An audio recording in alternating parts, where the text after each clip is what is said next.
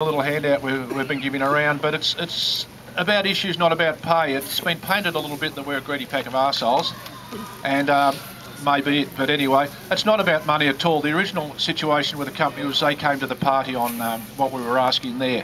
They have retracted that since, but that's just a bit of payback. Look, even in the words of Energy Australia in the letter they sent out to the families on the 8th of this month, they conceded that it's about job security, greater ability to take leave, and greater say in how the business runs. Well, to be honest, what worker doesn't want job stability? What worker doesn't want to have to worry about whether he's got a job in 6 months' time, if he commits to doing something and then he won't have the money to do it? That's bloody common sense. So look, yes, they accede to that, but they won't give it to us. Greater ability to take leave. Well, leave's an entitlement. People work hard. We worked for the 40-hour week years ago, and trades hall, council, unions, etc. fought hard for that. Now it's down to 38, 37, 36 in different workplaces. You're still entitled to your leave, and they should have manning sufficient for you to be able to take it. It's bullshit, you can't. Greater say in how the business runs. Well, that's a bit of a furphy. We haven't asked for a greater say in how the business runs. What we have asked for and they've rejected is not about how the business runs, but about how changes within the business will impact on us. It's called a consultation clause. A boss, if he wants to, that doesn't have any limits, can do what he likes to the workers. It's unfair, it's undemocratic, and basically it's un-Australian. This is what this mob want. They're owned by overseas interests, so don't give a rat's about the little bloke, it's about the bottom line. What we also want, and this is where the big sticking points are, we want a decent and fair dispute resolution process. Management consider a dispute resolution process should only pertain to the agreement, the enterprise agreement. That's crap. There's all sorts of disputes. They may come out of health and safety issues. They may come out of treatment of a worker by another worker. They may come out of a dispute between a boss hounding a worker. And it's not always a one-way street. A proper dispute resolution process that covers all aspects of employment has to be had. It's needed there for a fail-safe for everyone.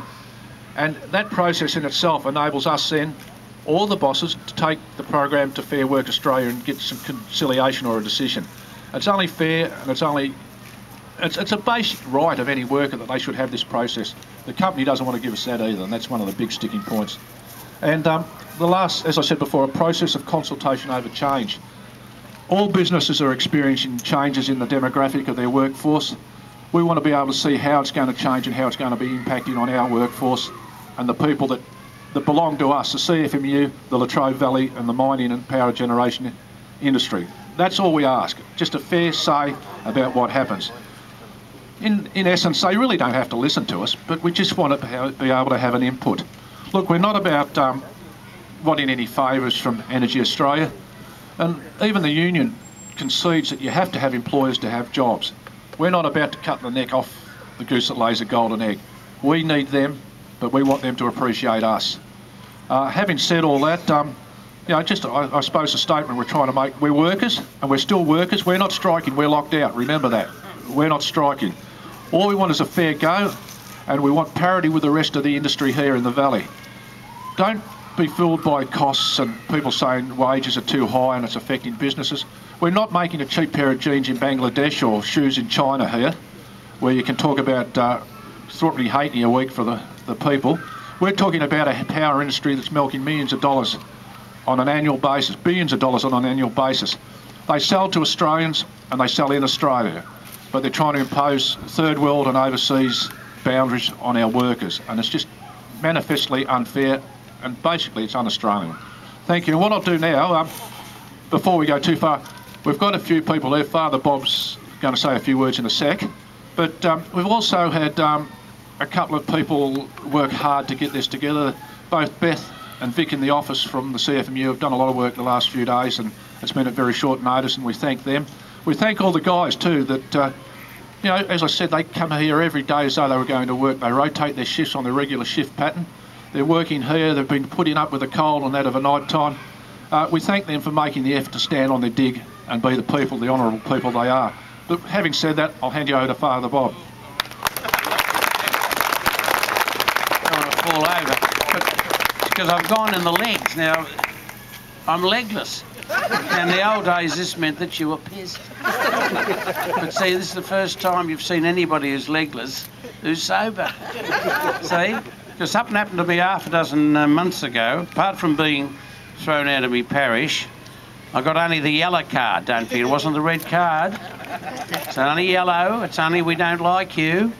It's not that you're not a priest anymore. You're not a Roman Catholic or anything. They didn't give me the red card, only the yellow.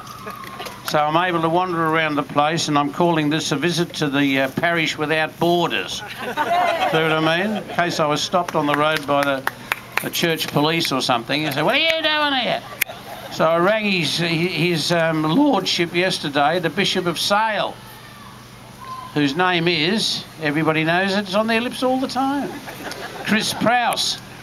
Just left a note with the woman at the desk, and I said, look, I better ring up and let him know I'm coming tomorrow in case he gets spooked. You know, because I'm not there for any mischief or anything malicious. I'm only there to show a bit of solidarity with the workers. So I put that through the bloody desk. I'm learning. 79 years of age, I'm learning to be diplomatic, you know, it's a bit late. But anyway, one of the reasons why this thing here, you can't see it, but that's a food van. And it's going to be badged on, what do you call it? Is it badged? Going to be painted on Tuesday. Now that food van was provided by the CFMEU in city headquarters. Now I think that's a good idea, but I feel a bit... So the badge goes on there, and your motto is not much different from mine. What's your motto, CFMEU? Something about... Isn't it? Yeah, well, I've developed one called Who Cares Wins. I think the SAS has got Who Dares Wins.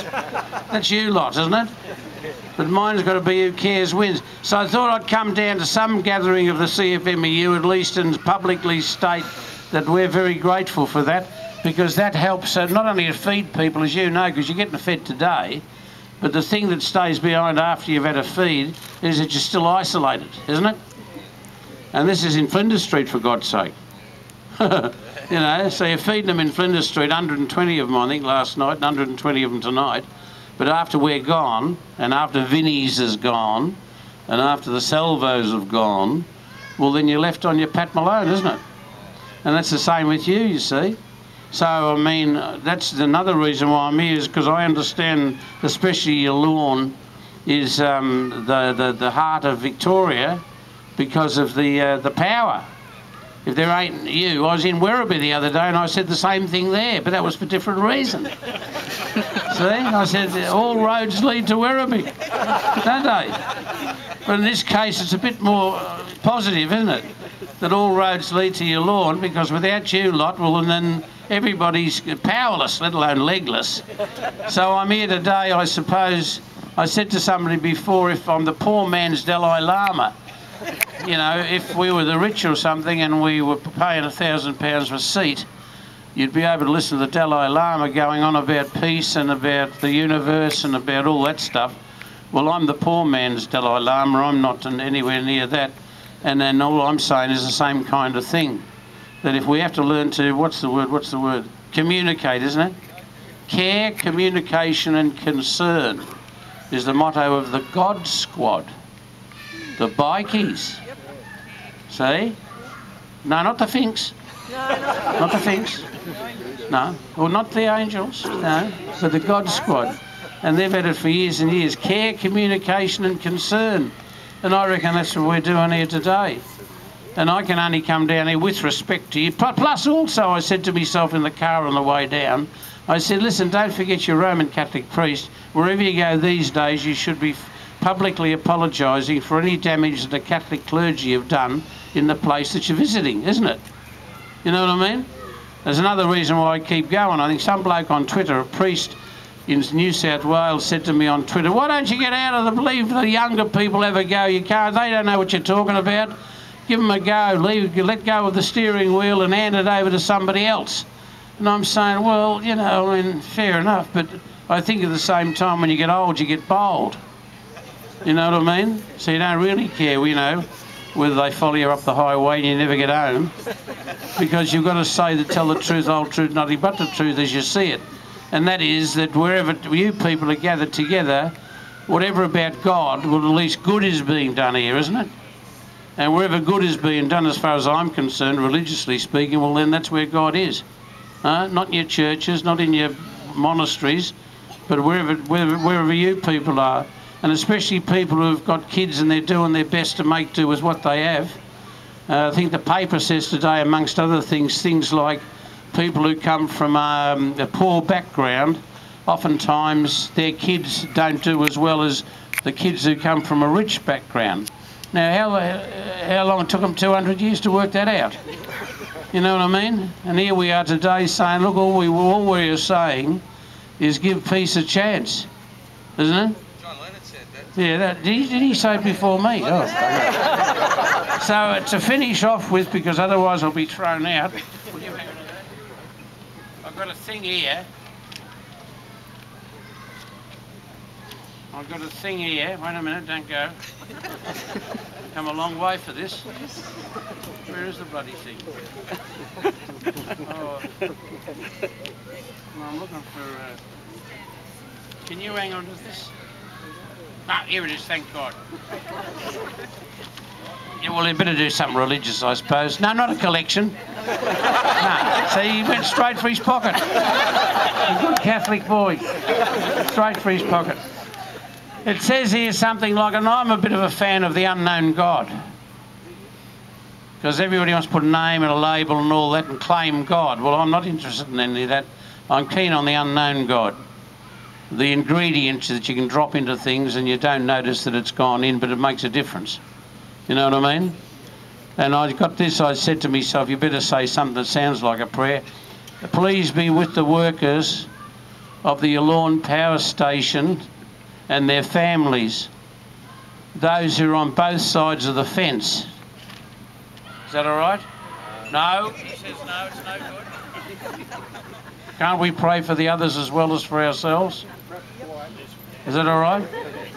Well, I mean, it's supposed to, it's neutral. Whoops, they can find guidance, he says. Listen to this. An altar boy. And also we bestow grace on those who are managing the power station. Is that all right? Bestow grace upon all parties. They may treat each other with respect through this process and guide them in their dealings with each other. Assist them to move beyond their respective hurts so they can work constructively together once again when an agreement has been finalised. And also through love, enlighten the minds and hearts of all of us, Energy Australia, the family of Energy Australia, and enable us to see the mutual benefit that can flow between us. And as all families, you know better than I do, that in all families there's disputes, aren't there? And the wisdom that must prevail so the family that sticks together.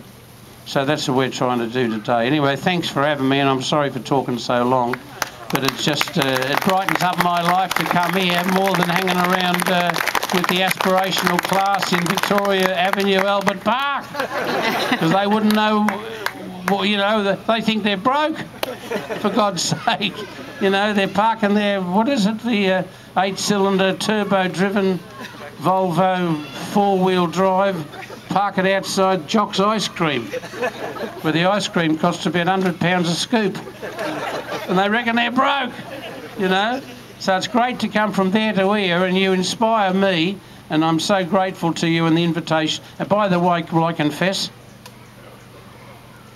I think I'm going to go through the gate. Oh, because they said, by the way, when you're down there, would you mind coming inside the gate and meet the management? And I said to myself, well, I'll have to ask permission from the comrades. So can I have a vote of, oh, we won't go that far. I better do it, I think, for the sake of honesty and truthfulness. Transparency. Thanks very much, Father Bob. Your message is rich. And it might be worth it, Father, if you can get in there, you might be able to talk some sense to them. Yeah. Messages come in strange ways. And what do you think of our attempt for the Sermon on the Mount? Oh, brilliant! It also looks like the grassy knoll. We were told, never go near the grassy knoll. Because they got JFK on the grassy bloody knoll. Exactly. Well, they have got cameras on us too, Father, for what it's worth. Today, we'd also like to thank, we've got support here from Trades Hall Council. Their efforts and support. Luke's been working very hard on getting our message across as what's going on, and they're here today, and we thank them for that. Shifting the impetus a little bit, Glenda, whereabouts are you hiding? There. Come on, time to talk. Glenda's one of the wives. She's a better half of Angelo, and he tells me that's a contradiction in terms, but Glenda's going to say a little bit about how the wives feel in this situation.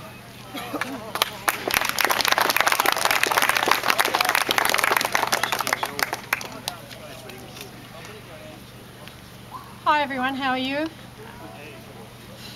To say I'm nervous would be a slight understatement.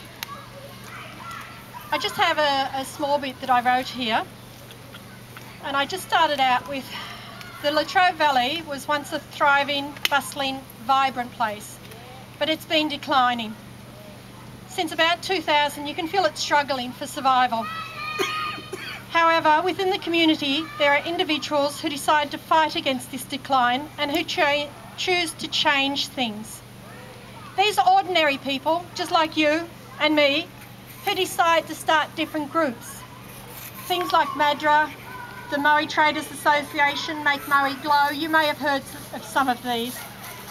They've done it solely to make a difference. They're like candles in the darkness, lighting up with hope. Here and there. I believe that if we get enough candles, we can end up with a fire big enough to warm the whole community. The Wives and Supporters United group are trying to do this. The Latrobe Valley needs jobs.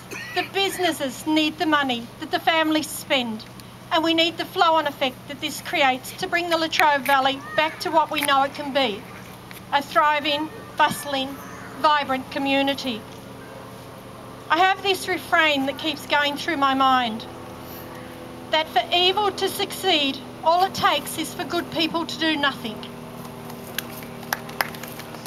I'd just like to say a big thank you to all of those people who support the community and have shown their support over the last few weeks. We've seen wives turning up with food for all of the people and who've been locked out, and others just turning out to demonstrate their encouragement and belief in what we're trying to do. On behalf of the Wives and Supporters United group, I'd like to affirm that we back all of the locked out workers' belief that if they lose, it'll be another blow to the Valley as a community, and that we need to stand firm. Thank you all for your support for today.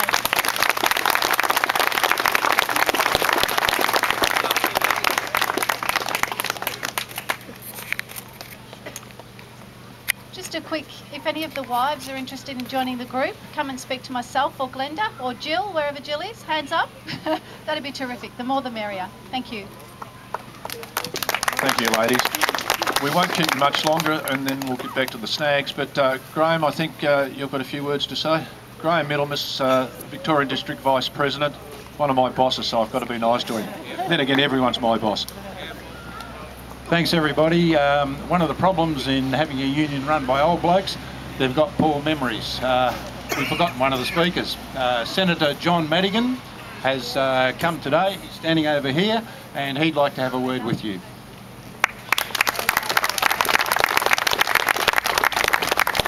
Good morning, ladies and gentlemen, and I wish I was here on under better circumstances, but having visited here Monday of last week to come down to the valley to actually see what was going on here at Yallourn rather than reading about it in the paper and hearing about what was said on the news, I thought it was better to actually physically come down here and look for yourself. And what I found was a group of people who weren't thugs, weren't dressed in balaclavas, were not picketing the gate like what was presented in the media and to the average Victorian. And the fact is, it's united we stand and divided we fall. Now, the fact of the matter is that across Victoria, many Victorians don't understand and really don't appreciate what you people actually do down here. Now, I'm on the public record calling for the reconfiguring of the SEC on a number of occasions, because I don't believe that the privatisation of Victorian and our Australian assets has delivered socially, economically or environmentally. And at the end of the day, the most important thing is people. We've lost the Victorian Railways, where I did my apprenticeship at Newport Workshops. And I actually happen to be an old boy of CBC St Kilda and St Joey, South Melbourne, where Father Bob was our chaplain. And I've experienced many of Father Bob's sermons over the years. Let me tell you, he hasn't changed in those 30-odd years that I've been aware of him or gone to schools where he's been the chaplain. Now, you know, there's lots of different things here that people don't realise in Melbourne, and the fact is that, you know, once upon a time when we had our government departments and they trained apprentices and they went out, as I did, into private industry and eventually worked for myself, the enormous contribution that the SEC, the Victorian Railways, the Board of Works, the Melbourne Metropolitan Tramways Board made. The fact is they produced some of the best tradesmen. The fact is that Victoria, one of our key elements and the reason we were able to compete in manufacturing was the fact that we had an abundance of natural resource that led to having an advantage with power generation. And this gave our manufacturers and our farmers and our food processors that ability to compete on the world stage. But what have that successive governments of all persuasions in this country done? They've sold out Australia to foreign predators. Now, you know, quite frankly, the misinformation that's in the community has to be stopped. As of today, I've extended an invitation in consultation with Luke van der Meulen of the CFMEU to the Victorian Premier Dennis Napthine, the Deputy Premier Peter Ryan, the Opposition Leader Daniel Andrews, and to Mr Reef. And I don't need to remind anybody of Mr Reef's hand in what was the Patrick's dispute. And if we want to talk about thugs on the union front, well, you know, two wrongs don't make a right. And in the case of what happened there, have we got cheaper ports? Have we got cheaper access for our exports leaving this country or for our farmers? Have things become better? No, they have not. Now, at the end of the day, no matter what politics we're on or what side of the fence we may or may not be on, we are elected as politicians, local government, state government, federal government. We are elected by people. We are not elected by lobby groups. We are not elected by corporations, foreign or national. We are elected by people to hand Australia on in as good or better condition than we found it. We have a duty of care to the people. And in closing, Nick Xenophon wanted me to tell you that he supports you and that Nick and I will be trying our best to get some people to actually see reason. And last week, Energy Un-Australian, as I called them, asked me to come in for a briefing, so to speak. Well, I said, well, you know, I'd be more than happy. I'd be delighted, I said in inverted commas, to have a briefing with you. But that briefing will take place when you've actually discussed it with the people whom this dispute is affecting and their families. And, you know, I'm not interested in speaking to them until they speak to you. I wish you all the very best. And, you know, as I said, united we stand, divided we fall. And, you know, for the workers that are over there, let's try and build some bridges and get them to understand that ultimately, if you people are done over, they're the next ones in the queue who are going to be done over. Thank you.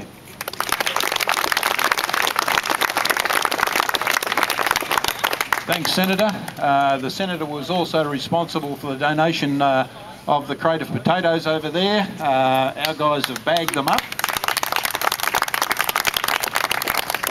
I think John even noticed. But they bagged them up. Before you leave, grab a bag full of potatoes. Just to go some way towards our thanks for you for coming here today. I'll only take a second of your time and you can get back into the sausages, etc. I just run a few thanks. Of course, Father Bob. It's not often I get to speak after a bloke who only 2 days ago the Herald Sun said should be the next Archbishop of Australia, followed by a Senator. And I just wanted to go through some of the people who've come here today to show their support. Our union, CFMEU, it was, shall we say, a forced amalgamation about 15, 20 years ago of a construction union, a forestry union, a mining union and an energy union. It's taken us a while, but we finally got together. We're finally operating as one effective union, and the construction organiser for this district, Toby Thornton, who towed the barbecue across, has effectively worked as an additional organiser for us in this dispute. And Toby's and his people are responsible for the Hilton Hotel there behind you. So we're all working together. The construction division is right behind us, and certainly we owe them our thanks on that. I've got a note here that I should, apparently we've got a considerable discount on the sausages and the bread, and I shouldn't forget that. And no doubt as we're walking around we'll mention the people we got those from. I noticed from our own mining and energy division that the key players in all the other stations and mines are here. I can see Ron Kerrin, the leader of the Hazelwood mine, just sitting down here. Ron Kerrin, what do I call him? Ron Kerrin. Ron Bernardi. Dave Kerrin's over there. And I see the head of the Hazelwood, our Hazelwood power station group, and a short while ago our man from Loyang was hiding around here somewhere, but there he is over there. Thanks, mate. So certainly we've got the support of the guys across the thing. You might be wondering, why am I up here yet again? And our one full-timer, and apart from Duncan, and our part-time officials, that's Luke and Greg, where are they? We asked this company yesterday, could we have the talks yesterday to leave this day free, and they cunningly declined and demanded that we go to the Commission today. So Luke and Greg are down in the Commission at the moment, working for us. Jeff Aitken's down there with them, so it's not a case of not wanting to be here. They've handballed it to the second team. That's right, isn't it, mate? Yeah, bench warm, as he calls us. I was just thinking, when I came to this site, I'm absolutely bloody fed up with this site. I went to school on this site and hated it. I've been to many Save Yallourn protests on this site, and we lost. And it appears that about every 10 years I end up back here again because this mob have locked people out. I mean, I never wanted to be here again, but that means you guys never being here again. Another group, there was a rumour going around tonight, this morning, that the Friends of the Earth were coming up here and they were going to run an anti-coal demonstration on this site. That turned out to be a furphy. You probably haven't even noticed, but there are members of the Friends of the Earth and the Earth Worker group in among you at the moment. They've come up here for one reason and one reason only, is to show solidarity with workers who are locked out. So I thank them for that. I suspect our former organiser, Dave Kerrin, may have had a hand in that. He's just sitting there quietly smiling at the back. But certainly the rumour turned out to be wrong, and we really appreciate those guys. They're among us now, coming up and showing our support for us. You might have noticed in the newspapers in the last 2 days we've copped the flogging. And the whole reason for that is Yallourn went out, or Energy Australia, whatever they are this week, they went out to create as much media flack as they could to overshadow this rally today, to try and give a negative story to counter what's happening here. They hate the thought that this is happening. They've been onto the Senator, they've been onto Father Bob, asking him to come in to give their side of it. They have briefed the Murdoch press. Some of you may have seen in yesterday's Australian, our Secretary Greg got an appalling bagging, almost libelous allegations of corruption, and the Sun today has come out and attacked us again. None of this will work. As long as we remain solid, none of this will work. And before I send you back to the sausages and back to networking with each other, can I just say again, remember, you are not in the wrong. You are merely seeking the standard of working conditions that are common to all the rest of us who work in power stations across the valley. You're not on strike, you've been locked out. I say this in front of a priest, by a pack of arseholes. Solidarity. Thanks, Graham. As Father Bob and Graham both said, it's about us being good. It's about them learning to be good. I think that's the message. Now, one big message for the children. Bethany, one of our admin staff, went to a lot of trouble last night making bags of lollies. So if you go over near the blue food tent or the camp kitchen kids... Oh, she's back here. She's hiding over here. You'll see her. She's got a lovely little brooch in here. It looks terrific. But Beth's got some bags of lollies, so if any of the kids you want a bag of lollies, go and haunt Beth. She's used to being annoyed by kids, so she'll be all right. Thank you all. Thank you for coming.